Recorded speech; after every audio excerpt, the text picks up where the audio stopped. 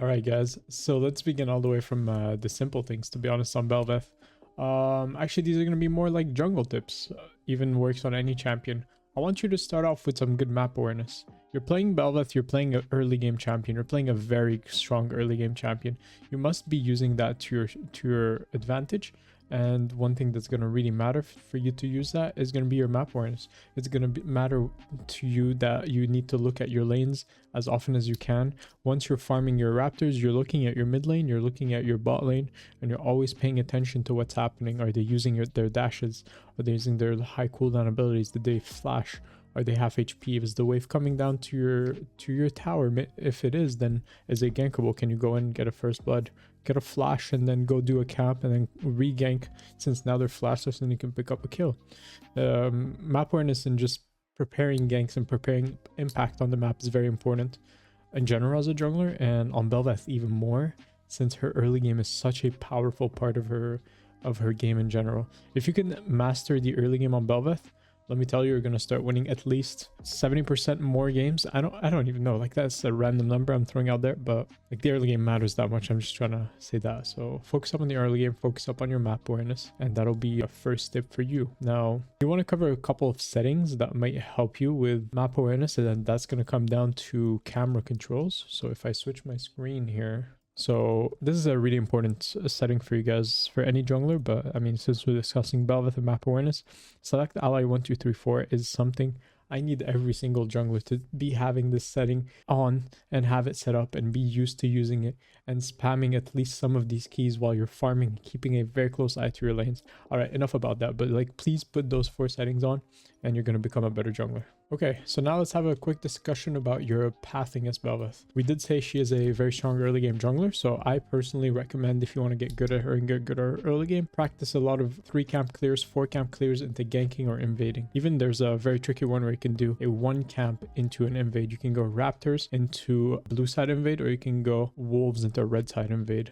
Just using those are pretty nice against some weak junglers. You can get a funny little lead there. Otherwise, 3 camp into either side ganks, or even mid ganks, or even an invade on opposite side jungler are all very strong pathing for Bel'Veth. Now you do have the option to go for a full clear, and you can do that if you feel, oh, it's too risky to go for invades, my lanes are weak early, or any sort of stuff like that. Then you go for a full clear, go raptor start, raptor golem, red buff into wolf's gromp blue in your level 4, grab a scuttle back, get your first back going, and that's an alright start. You can actually even wrap around and get your raptors again and be 32 CS. And if you just, there's nothing on the map, that map, you do raptors golems again and you have futures market, you've got a new quiver on yourself with no ganks. There's one more clear that's worth mentioning, and that is the raptor into wolves into gromp, and then you reverse clear. You go blue, red, golems, and then you back, and then you do raptors, wolves, gromp again, and you're on grubs and you're level 5. If you're on the opposite side of the map, it's just an inverted clear. You're going wolves, raptors, golems, and then you're going red, blue, gromp, and then you back, then you do it again, wolves, raptors, golems, and you're ready for grubs. It's a really powerful clear, and actually shout out to Phalaris on YouTube. He's the one that came up with the grub clear. Very nice. One last thing to mention about clears is win cons and pathing towards win cons. So when you're in champ select, when you're in loading screen, you want to analyze your comp and the enemy comp, and you want to figure out where's your strong side, where are the ganks that are highest chance to work, and those would be your win cons, or the lanes that are the most snowbally lanes. Say a Ignite Rennington versus Riven with Ignite as well. That is a very volatile lane, and it could go either way. Actually, Rennington kind of counters Riven if you know a little bit of top matchups, but they're both running Ignite, and it is a pretty like kill lane. So getting that snowballing, for example, which is an early lane as well. Rennington's very easy to gank. Riven, if you're on that side, is very easy to get ganks with. That would be a lane I'd path for. And I would get early ganks, 3 camp into ganking it, 4 camp ganking it, full clear potentially if like it seems like that lane is kind of calm in the early game. Just generally, win cons are pretty important to identify, and it usually comes down to whether the lane has CC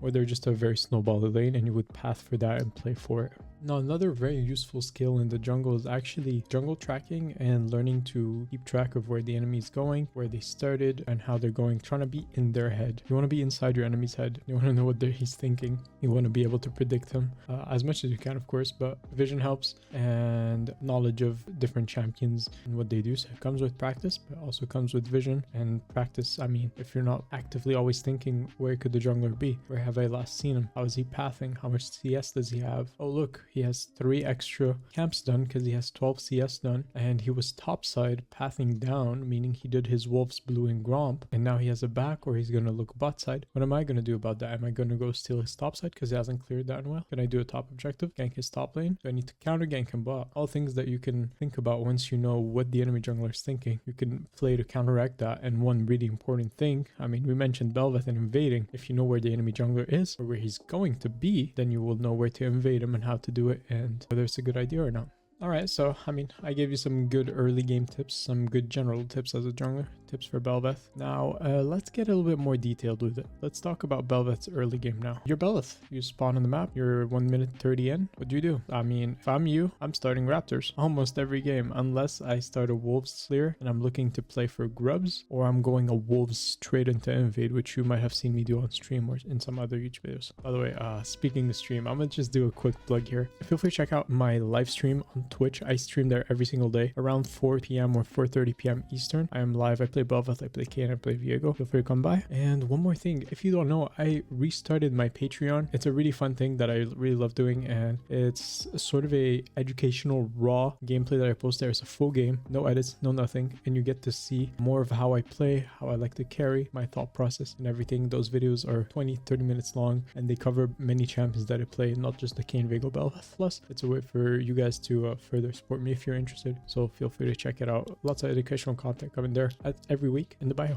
So, discussing Bel'Veth early game. You're starting your Raptors. I would do a little Raptor Golems red buff. Analyze the map at that point after you've done 3 camps. Can I gank mid lane? Can I gank the side lane? No? No? Alright, let me move on to the other side. Do my wolves, gromp, blue, and reanalyze. Say one of these were yes, then I'm dropping everything and going for a gank and getting that now. Very important. I don't want the gank to be a 50-50. I don't want the gank to just be a flash if it's a side lane gank. If it's a side lane gank and all you get is a flash, you're going to lose your top side for that potentially, or you're just going to be late generally in your clear, and that's not worth it. But if it seems over pushed and you can get a kill, then 100% go for it. A first blood is very valuable on Bel'Veth. Now when it comes to mid lane, you do transition ganks, they're called. So where you go from one quadrant of your jungle, transition gank in the mid lane, go to the other quadrant, pick up a flash or something, do that other quadrant, come back mid lane and get the kill. Since they're flashless, you can use your own flash and easily get it. Those are your options basically. You go over on the blue quadrant, for example, since you didn't find anything. Now once you've done all 6 camps, you look top, you look mid, you're like, can I gank that? Can I gank that? No, no. Okay, let me grab Scuttle. All right, let's look again. Can't do that. All right, let's see. Can I invade? Has he full cleared? Did he gank my bot side? Can I steal camps? No. All right, let's go base. Let's spend gold. Let's path again. We need to play for grubs. I need to grab 2 camps that I did at the beginning and go straight to grubs at 5 minutes. Now, can I actually contest the grubs? Because if the answer is no, then let me just do some bot ganks. Let me do a bot invade. Let me do a dragon. Very important to always stay flexible and keep adapting to what's happening in your map. Top laner dead, top laner weak side, top laner weak in general, everything.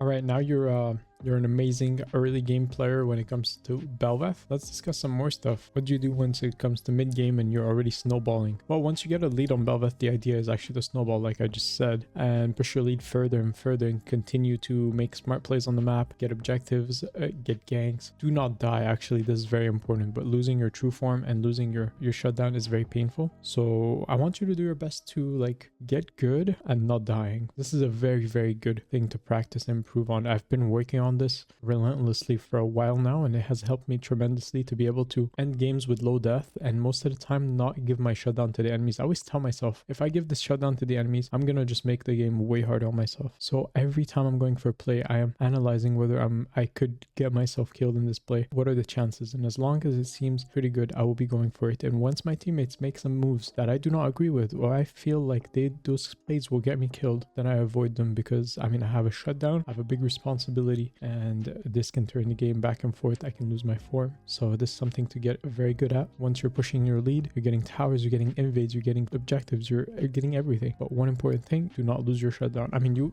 some games you just will. You'll be fighting some fight and you'll use your shutdown, so don't lose your mind if you do. But it is just a good practice to do your best to not die, not lose your form, not lose your shutdown pretty much. But always play aggressive on her. Unless it's like really hard, then you're just gonna have to force things and die for them.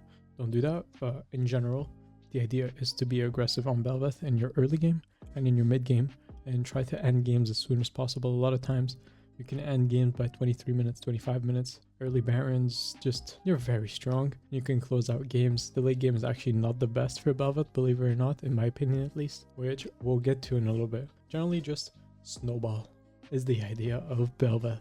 If you do fall behind though, it's going to take a lot more patience, calmness, and trying to find the right place to get yourself back in the game, playing around any lanes that are slightly stronger, able to help you get back in the game. If you don't have any, it is going to be tough, but hold on. Just keep getting your camps and look for enemies making mistakes and grab their shutdowns and get yourself back in. Builds are something we're not going to cover in this video, but definitely check out my guide that I'll leave in the bio. It has every build that you can think of for Bel'Veth, every situation, everything is covered. So feel free to check that out. And we'll continue onward discussing pretty much tips when it comes to Bel'Veth's mechanical plays. So let's get into that as I showcase some stuff in practice too.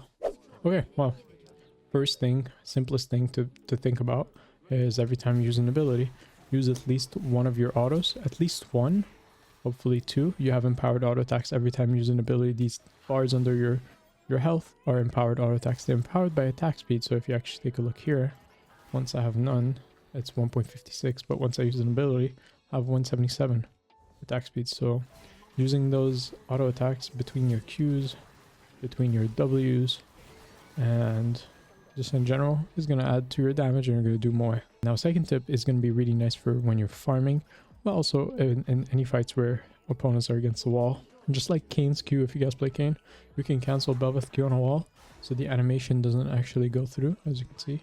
So if you Q on a wall, you can get your auto attacks way faster. You can do this a lot faster here. My DPS is 500 when I'm queuing into walls. Now if you wait until my Qs are back up, and I go on this one, let's see.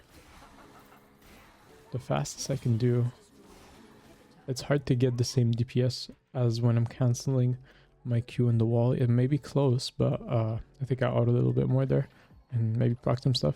Just generally, Q canceling in a wall, very useful for your clear, makes it faster and very easy to do.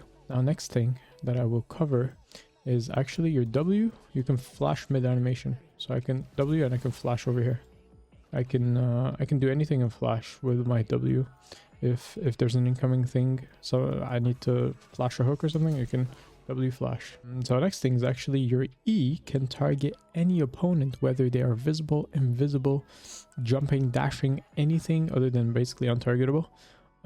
Your E will continue to hit them. So think of Akali, Kha'Zix, Shaco, those champions that get invisible.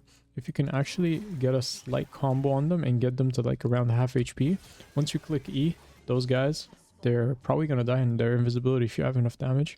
And once you target them, actually, it's going to create that shadow thing and you'll be able to see how they're pathing and keep up with them. So that's pretty useful tip for you.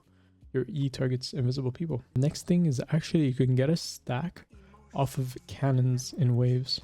So if you're passing through a wave or you have killed the lane and you're pushing the wave with your teammate, or even if they don't want you to push the wave, right? Well, just make sure to auto their cannon a little bit before it dies, and it will actually give you a stack. So if I kill this cannon, you can see I just gained the stack right here. And this is a pretty useful thing to just maximize further how many stacks you collect on the map by just killing cannon minions, or maybe don't kill them unless you're like me. Make sure to hit them though. You don't need to actually kill them to get the stack. Another thing is actually your Q and E apply on hit effect, and they get your rune going.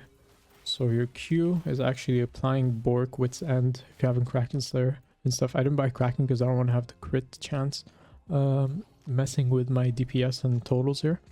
But yeah, generally your Q and your E count as on-hit abilities, so they apply any on-hit stuff you have. So you guys can see the Wit's End magic damage is applying through everything here. Now the next thing is actually about the Void Coral on Herald and on Void Grubs. Once you get a Void Grub form, well, you have 180 seconds, right? And usually people don't realize it, but you have 180 seconds, we can pretty much extend it infinitely to continue having that Void Grub form or that just general like empowered form as much as you want, as long as you keep getting new forms and pushing your timer 60 seconds every time.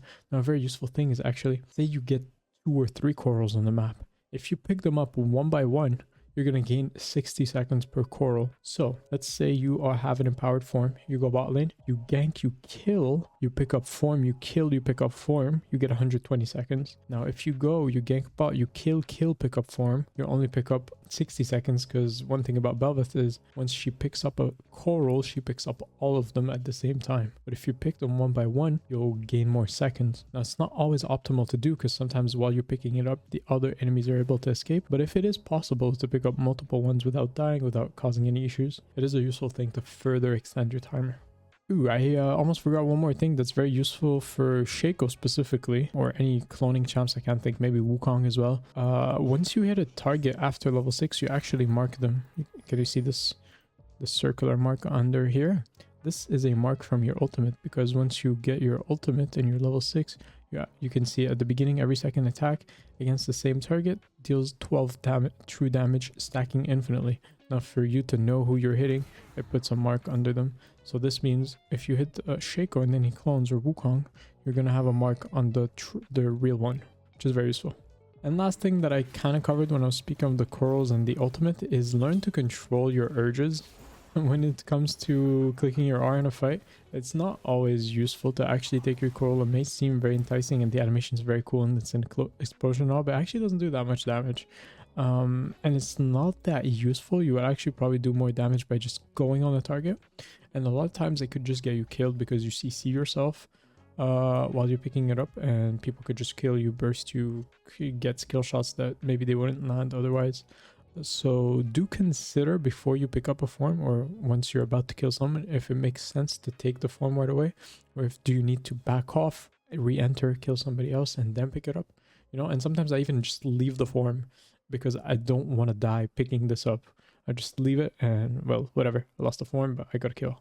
Well, we've pretty much covered a lot of things about Bel'Veth, going from very basic things, such as just how you would want a path, general things to keep in mind when you're playing her, and stuff like that, and further into tips, advanced things like that.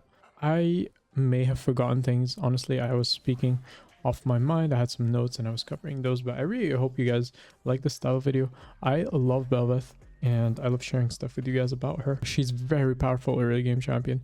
Like, I can't stress this enough, and she's extremely strong right now in the meta. One of the best junglers. Her builds are extremely powerful because of the buffs they keep giving us. They just made Kraken better for us. They made Stridebreaker even stronger with the timeout, and now they've buffed Terminus this patch. I actually believe there's gonna be some nerf coming soon, so if you're watching this, I mean, get on the Rift and start playing Bel'Veth, get good at her, get some LP with her. She's amazing. And I mean, if this video and these tips and everything that you saw in this video was useful in any way, or if you enjoyed it, feel free to come by the stream or drop a like and comment, and I will end it here. See you next time.